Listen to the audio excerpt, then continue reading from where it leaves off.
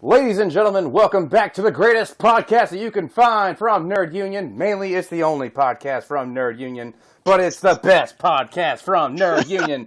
This is the State of the Nerd Union, where we talk about all kinds of nerdy stuff, your favorite nerdy stuff, our favorite nerdy stuff, and tonight we are talking about the top 5 movies of the summer. And we're going to be a little liberal on that word summer here. Basically, if it's a big event movie, it counts. All right, so joining us tonight, we do have Jerry Maynard. Classic host is back again. Thank you, Jerry, for being here. I was wondering if you're going to say, like, freshly minted or whatever, officially certified black man, because that was over a year ago now. Officially certified black man, Jerry Maynard is in the building. I didn't say it until you brought it up. But also in the house, we got Kenneth Shipp, special guest co-star. Wait, now I'm back to special guest co-star? Well, our real special guest didn't show up, and I feel like we need a special guest. So special guest, Kenneth Shipp. All right, I'll take the mantle. I'll enjoy it. Yeah, she no-show to this thing. All right, so, and also the real deal special guest. We got him back, ladies and gentlemen. First time in a long time. It is the director of X-Men The Last Stand, Kyle Nelson. Guten Tag. In retrospect to some of the comic book movies that came out this summer, it wasn't that bad compared. Don't say that. All right, we'll get to that. Still bad. We will get to that. And of course, I am the host. I'm a man of many names. I'm the nerd with 1,000 opinions. They call me Nips, they call me Zap, but my real name is W.T. Bain. Don't ask what the W.T. stands for. But let's get to tonight. This is the top 5 movies of the summer. We're just going from number 5 to number 1, working our way up the chain. Number 5, somebody throw something out there. What was the 5th best movie of the year? All right, I'll go first. I'm going to say, on my list I had Ant-Man.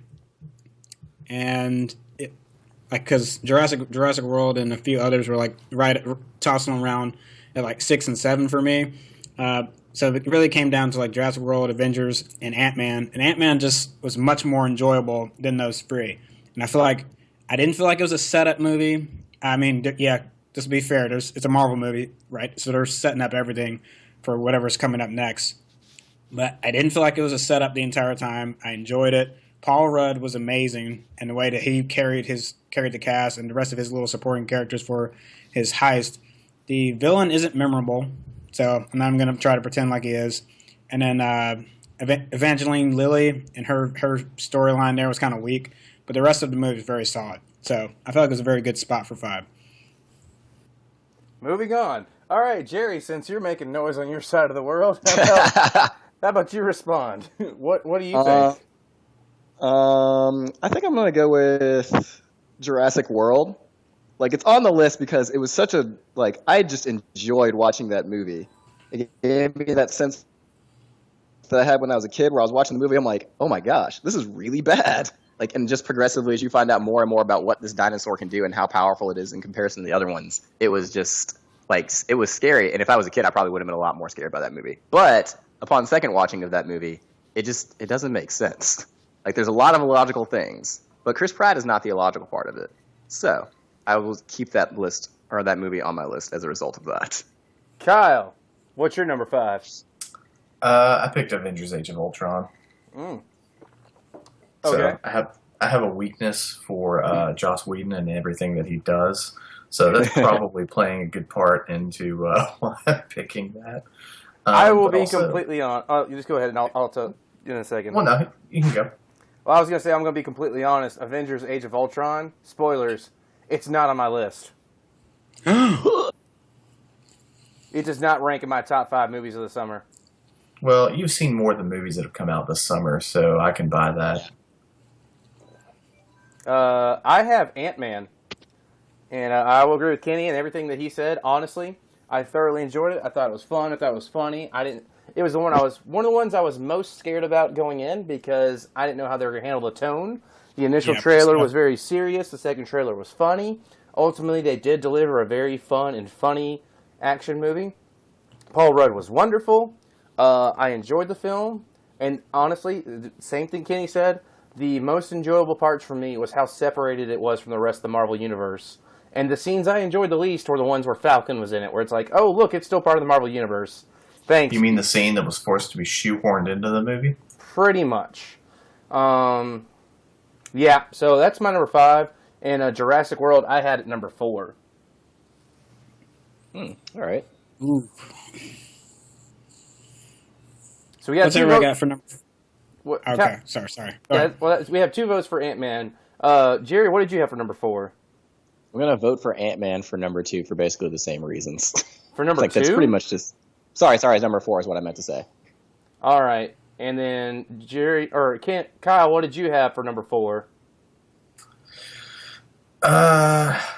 Does Chappie count? I know it was in March, but I really liked that movie.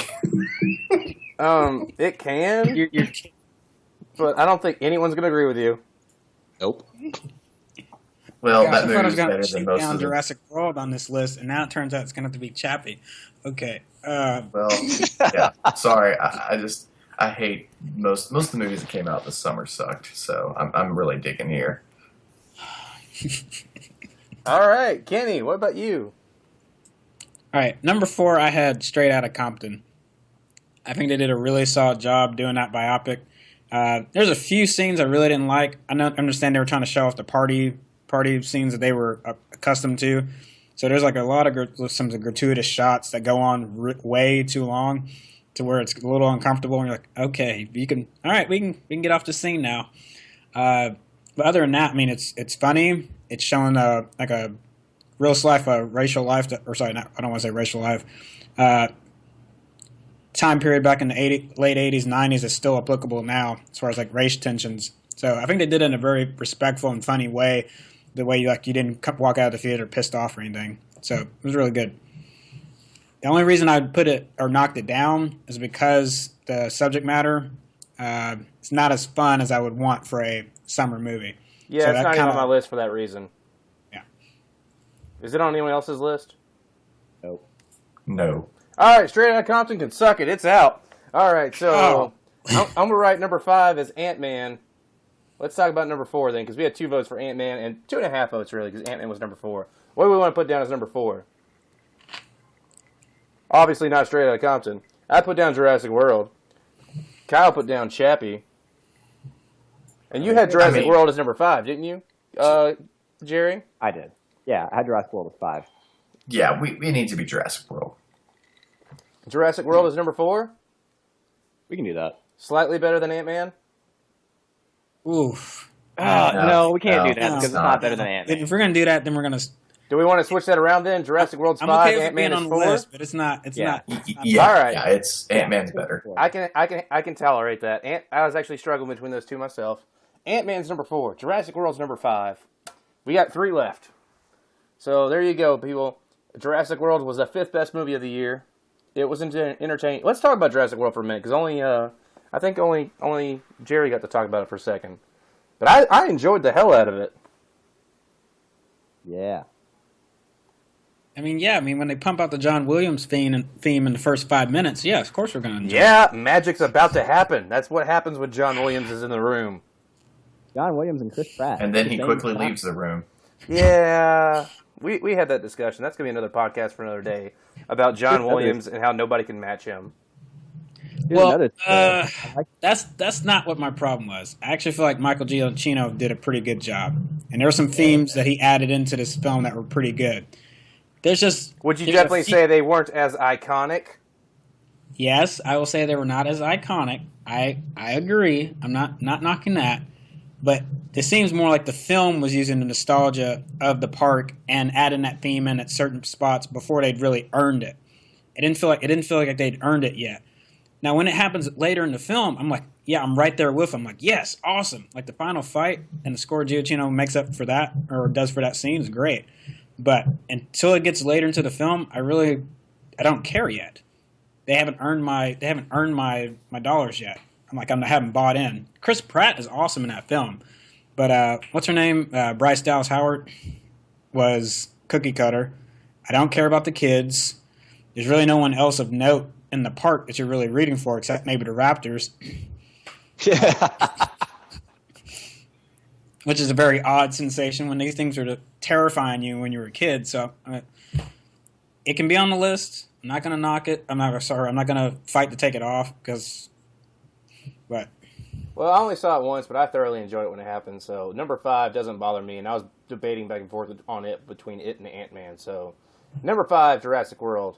Number 4, The Ant to the Man. Thank you, Paul Rudd, for making it an enjoyable picture. Let's go on to number 3. What we got? okay. No one wants to hear what my number 3 is. What is your number 3? I do. Y'all are gonna hate me. We already do. It's Mid X-Men 3, man. Like, there's no going back. Pitch Perfect 2. I'm sorry. No. What? No. I can get behind that being a good movie. It's not on my list, but it's on my honorable mentions for sure. It was No. hilarious. That movie. This was is the more state of the fun. nerd union, not the state if I take my chick out to the movie on the weekends union. All right. Hey, You nerd. hey. All It's right. still one of those, it was still a really fun movie, and it Yes. was way more fun than the majority of movies that came out this summer. It was really funny. He does really, have really- a point. I'm not. Dang it. I'm not voting. Like, okay, I didn't see Pitch Perfect 2. I'll admit this. I have seen Pitch Perfect 1. You know why? Because of a girl I was dating at the time. And was it enjoyable? Yes. Okay. It was more enjoyable than I thought it was going to be. But I have not seen Pitch Perfect 2, and I cannot honestly put that on a freaking And- State of the Nerd Union top 5 movie. There's still 3 better movies though, so I can't. There can't are 3 better movies. Yes. It's not a bad movie. It's actually better than Jurassic World now that I think about it. But Yeah, exactly. That's why it's number 3 on my list. should have reevaluated that statement. But it's not on my top 5. Kenny? Even as much as I want to see Jurassic World off the list, I don't think Pitch Perfect was that good. Suck it, Kyle. Let's go to Kenny. Kenny, what's your number 3? My number 3 is Inside Out. And What? you know- Oh, whoa. Huh. Yeah. Inside Out's number 3. Oh, we're I'm gonna, gonna hold we're on. I'm gonna explain why. we're about to have a fight. Hold on, everybody, because I wanted to explain myself because I know a lot of people might have been confused when I wrote the article.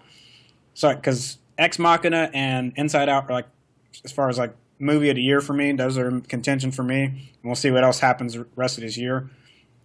But when I was thinking about my summer movie criteria, and as funny as Inside Out was in certain parts, there's just a few spots in that movie where it's not fun.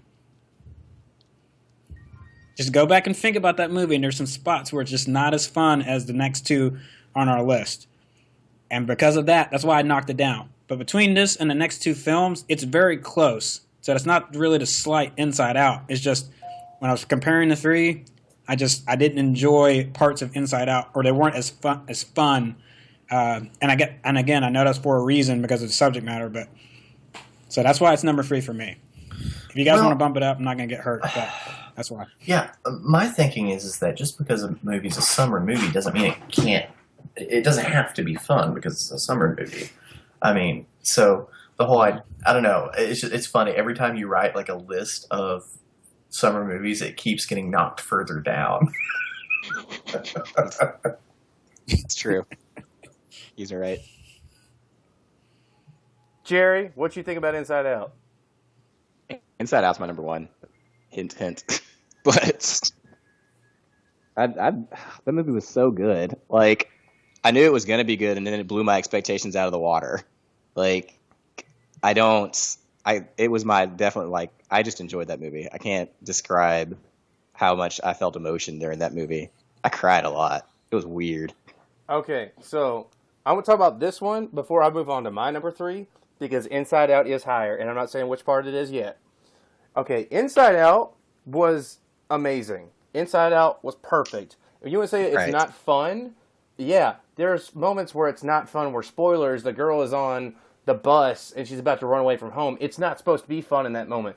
The movie is probably the deepest movie of the year, and it's a children's movie. I don't even want to say it's a children's movie. It's a family movie. It's a Pixar film. And it really is the most deep and philosophical movie about the ideas about what it does that makes up a person. what kind of memories make up a person, and the ideas of happiness versus sadness, and they have to have a certain balance. You can't just be happy 100% of the time. It's not going to happen. It's unhealthy to pretend to be happy 100% of the time. But sadness, to quote Captain Kirk, I need my pain. That's what makes me part of who I am, is the things that happened to me in my past. And that movie is deeper, more philosophical, and better than, well, the other movie that was on my list. Number 3 for me was Mission Impossible. So I just want to say that was the best use of a Star Trek V quote I've ever seen. Thank you. For those who didn't realize where he was pulling that quote from. Star Trek V, I need my pain. And yeah, I just used it in reference to Disney Pixar. Word. Okay.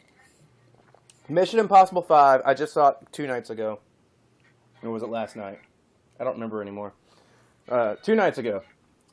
It's fun. It's great. It's thrilling. It's enjoyable. It's really plotless up until the last 20 minutes. It's like, this person's betraying this person. This person's betraying this person. Do you know why? No. Do you care? No. No, like the whole time is like, it's just, they don't even give you a plot. They're like, we're doing this. For what reason? I don't know. Okay, we're going? All right, we're going. And the whole time it's like, they're too lazy to actually give you the plot. They're like, this person's betraying this person. And in the last 20 minutes, they just give you everything all at once.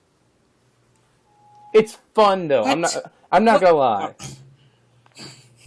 You're saying there was no plot until the last 20 minutes. Pretty much, it's just a long chase scene of this person is ambiguous and this person's ambiguous. Why are they ambiguous? No one cares.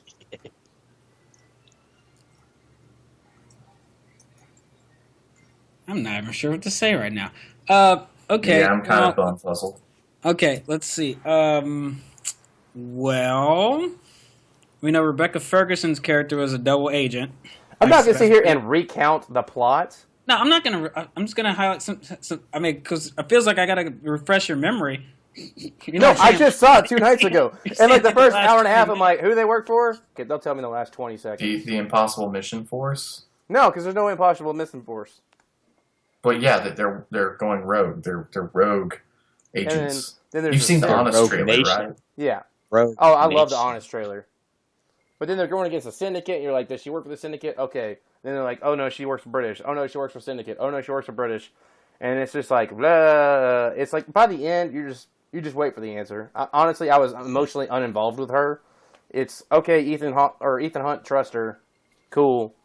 Plot, it just, scenes happen, and then they just kind of tell you everything that's going on in the last 20 minutes. Okay. I think that's a little bit of a simplification of it. And I honestly think Rebecca Ferguson was probably the best part of that entire film. She was still in the show from Tom Cruise. Oh, God, no. I'm sorry. Tom Cruise hanging off a plane. I mean, no, hold up. That scene was great. I'm not knocking that scene. But as far as like delivery their lines and other spots she was doing, the motorcycle chase that she led him on, invested him on, and there's multiple scenes where she's showing him up, was awesome.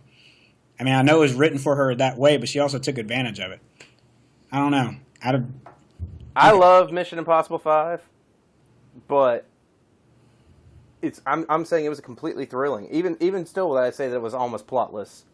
I was completely captured by it from the get-go. If we're gonna knock it to 3, that's okay. But you're saying it's plotless, and I don't. It didn't. Feel That like might we be an watched exaggeration, okay? It is me. I do speak in hyperbole and write satire that apparently no one on the internet gets. Thanks a lot, internet. Anyway. My friend Mick Satire is offended by that article. I'm just letting you know. He what? My friend whose last name is Mick Satire is totally offended by that article. Good. Is it? Oh, that's awesome. Anyway, so No, it's Mission not really. Impossible 5 is number 3. I like it. But then number 2 is gonna be really easy, then, isn't it? All right, so Kyle, we're not going to ask you because apparently you didn't see Mission Impossible 5, did you? No, I haven't seen it. And I mean, Kenny- Pitch Perfect 2's on my list. So. Yeah, Pitch Perfect is off this list. That's not going on there. Kenny and Jerry, are you okay with Mission Impossible 5, number 3? Yes, I'm good. I'm okay with it. Am I 5? Number 2, what we got? I picked Inside Out. Inside Out. Kenny? On my list, I had Mad Max. Mad Max. Jerry. I had Mad Max. Mad Max, and guess what I got? Mad Max. What? Mad Max Fury Road is number 2. Look, the film. No, better. It's better. No, it is not. No, it is not. It is not better than Pixar. No, it is. Gosh, Inside Out is so good. Mad Max. Kyle, why do you think it's better? I want to hear your. My thinking is just as a pure engine of action awesomeness. Like, it has been years, literal years, since I've seen a movie that has been able to do what Mad Max does in the movie. Like, just the practical effects. Even though, like, they had a movie that had almost no plot, and I was on the edge of my seat the entire 2 hours I was watching that movie. Yeah. Like, nothing's ever done that. Yeah, it's been a long time since I've had anything moving like that. What was I going to say? And like with Pixar, I know what I'm going to get when I go watch a movie. I'm going to see a movie that's going to be deep, it's going to be emotional, it's going to be somewhat intellectual, and it's all going to be disguised as a kid's movie. I get that. I've seen that. I see it every 2 years. But Except for that time you watch Cars. I was literally going to say every 3 when a Cars comes out. Yeah, that's true. But that's when they need money. So, really, Pixar doesn't might need need money, okay? Pixar does not need money. Pixar just gets money. Mhm. Well, you know about the contract deal, whatever that crap is about the sequels. We might have to talk about that at another time. Yeah, but we will. that's really That's a different discussion. Yeah, I have an issue with it, but yeah, well, Fury okay. Road, okay. Fury Road, I loved it. I'm not going to lie. We've talked about Mad Max on this podcast before and how much I hated the original. And I was completely wrong about the rest of the franchise. I'll say that right now on the internet, in the front of everyone. Well, that's... Yes, Mad Max #1, terrible movie. Absolutely sucked. God-awful bad. And you can blame Kyle Nelson for making me watch it. Kept telling me it was going to get better, and it didn't. I lied. got better in the It lied. It got better when the credits rolled. Fury Road, it really was something like completely unique, except to the Mad Max genre. Unique to the rest of the year. It was fun, it was entertaining, but it really was plotless also in the sense that they drove out one direction, they turned around, they drove the other direction. And Mad Max barely has a line throughout the entire film. But there's some reason that those characters are so encapturing. Like, they really draw you in. Especially, is it Charlize Theron? Yeah, Charlize Theron. she was great. She was fantastic. What was her name? Furiosa. Furiosa, yeah. Parator Furiosa. Shoot, that is sitting on my shelf right now. I might watch it after this. It's wonderful, but it does not give me the satisfaction that Inside Out gave me. Well, I'm also more of a morose person than some others, so that's why Mad Max hits me in my feels. But, You're like, depressing? All right, let's do this. yep. So I mean, just think about all the awesome catchphrases we have now because of it. Like, we shall ride to Valhalla, shiny and chrome. And the Doof Warrior is the most metal thing I've ever seen. which one? The guy, the flamethrower guitar guy. Who Oh, sits that on guy. Or wagon. I have seen so many cosplays of that, and they're all wonderful. It's just so ridiculous. I loved it every single moment. I'm glad, and then the especially like the soundtrack. last fight scene. Yeah. All right, See, this so is Fury why it Road. was tough for me. We had 3 of us that voted for Mad Max, correct? Yep. All right. Yeah, I've been outvoted. Boo. Yep. Again. The guy who put Pitch Perfect on the list got outvoted again. I'm not really worried about that. Hey, one. that movie's good, all right? Give him a break. It is a good movie.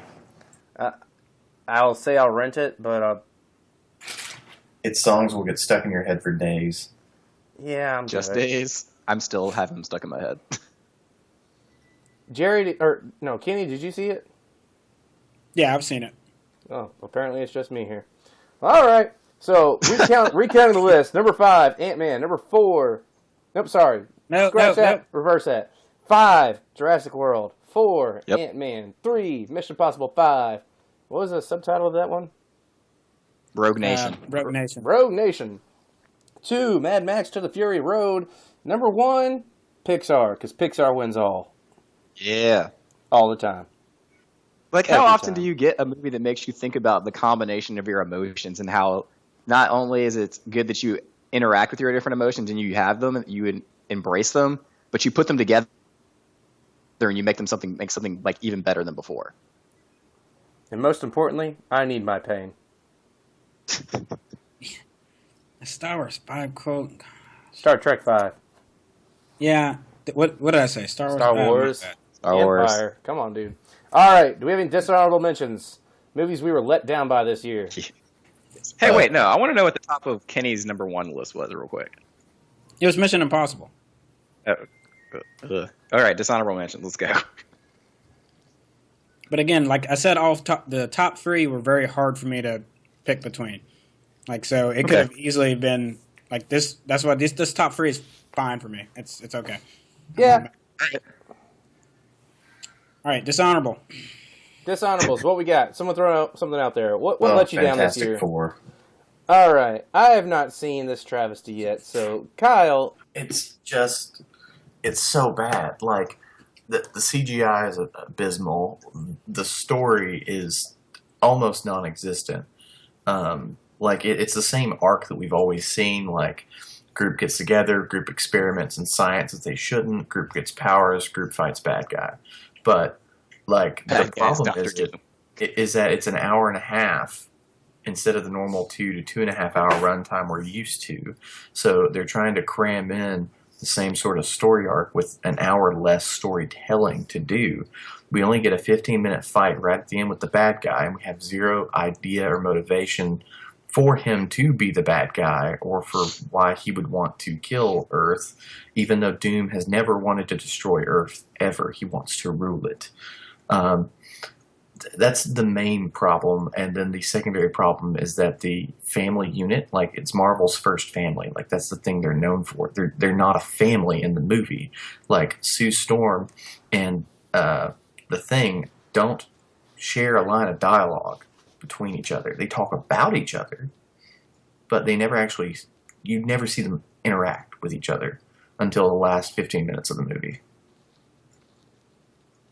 Kenny, you've written some things on this movie before. Is this also your dishonorable mention? It's also my dishonorable mention. I had the most surreal moment in the theater and started laughing when they were on the when they finally went to the negative zone, and as they're stepping on the. You mean Planet Zero? Planet Zero, sorry. And that because the CGI up to that point, we hadn't really seen CGI. Hadn't seen a lot of CGI spots until that point. And when it goes downhill, oh, does it go downhill quick? I'm in the theater just laughing.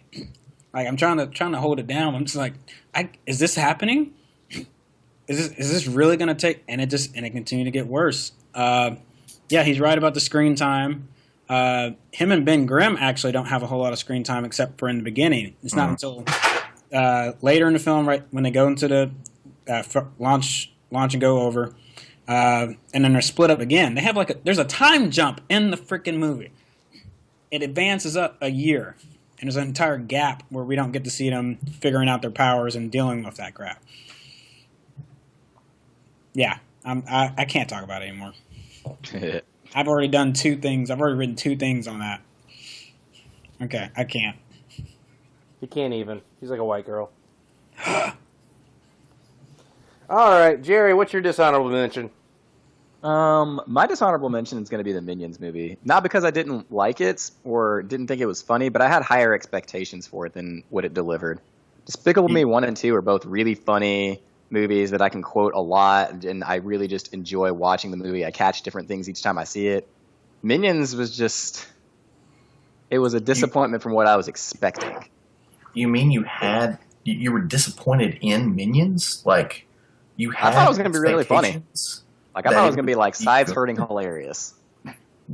What? I didn't All right, expect. hold on. Time out. Go Like I back. didn't even review it because of that. Go back a Yeah. second. All right, he did just say that he was able to quote Despicable Me 1 and 2. The only stuff I remember for Despicable Me 1 and 2 is the Minions. I don't even know what happens in those movies beside the Minions. Yeah, I like those movies. There's like a lot of really subtle, funny lines. But that's just to me, I guess, apparently. Something about it's fluffy. I don't know. It's so fluffy I could die. That's the line. There you go. All right. Yes. My dishonorable mention of the year, it's really, unless I think of something last second, it's really the only movie I was disappointed in this year.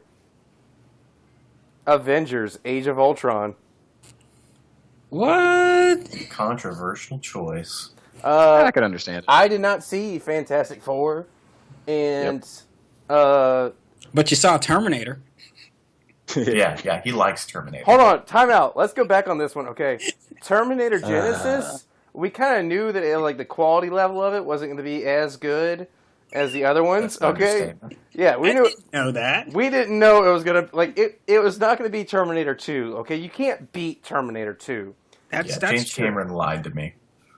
That's But the other somehow thing. I He gave some surprised. misnomer. Let me finish. All right, I surprisingly enjoyed Terminator Genesis more than I enjoyed Avengers: Age of Ultron, because Avengers: Age of Ultron, it's like stuff just happens and I don't care.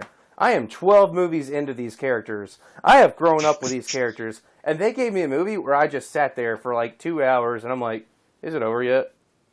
Anything happening? Okay, look, it's the Vision. Yay. Okay, look. Oh, here's the setup for Civil War. Tony Stark and Captain America are fighting. Oh, look, isn't that crazy? There's another sequel set up. Maybe they're setting up Planet Hulk. Which, by the way, yes, I just wrote a satirical piece about the future planning processes of Star Wars and Marvel. You can find that on our website. Hopefully you understand that hopefully you understand it's a joke. But Avengers: Age of Ultron, honestly, it's the only movie I was really disappointed in. Okay, just one question. I have one question. Explain to me, even as convoluted as time is in Terminator, explain to me how time works in that movie. Okay, I can literally draw up the map for you of all 5 timelines. No, we don't have time for all that. How did he feel? How did he remember something from a timeline he had never been in? How did he cross streams like that? What the crap, man?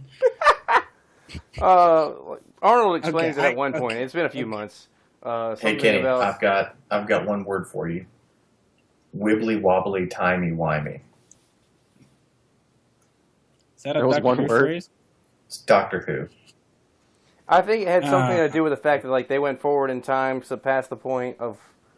No, there's no logic. No, hold There's on. no Okay, logic I in could this. draw this out. Okay, look. No. Since they went No, from we're not going to draw it out. No, we don't have Since- time for this. Since they went from 1984 to 2000 and where did they go to? 2017. So Yeah. basically, Yeah. you're saying that Since they went it's from an- 84 to 17, and they erased all prior knowledge of the Terminators in 1984, Skynet was not able to accomplish creating the Terminators or Skynet up until 2017. So then, therefore, that child did have a previous life experience, and then while going through the time stream, since it was it was like a pinnacle life event, he was able to understand the idealization of that memory from the child that he could remember to himself, and then tell No. himself later. Oh my No. gosh, it's Doctor Who. No, It's Doctor Doctor Who. Yeah, Guys, it's, we're not going to talk about it's no. the same We're not movie. talking about Doctor Who right Fixed now. point in time, just like in. Oh my gosh, Yeah. Zach, We're come not on. going to talk about Doctor Who. Don't Look, do it. Doctor Who. What rules. I'm saying is I didn't They expect... switched. They went past Terminator rules altogether and went straight to Doctor Who rules. Look, what I'm saying is that Terminator 5, I didn't expect much out of because of the reviews, and then I went in, and it was better than some of the reviews were saying. I'm not saying it was great, but I'm saying I enjoyed it a lot more than those reviews were saying, whereas Avengers was like 70%, and I would give it like a 61. I don't even know what to say to that.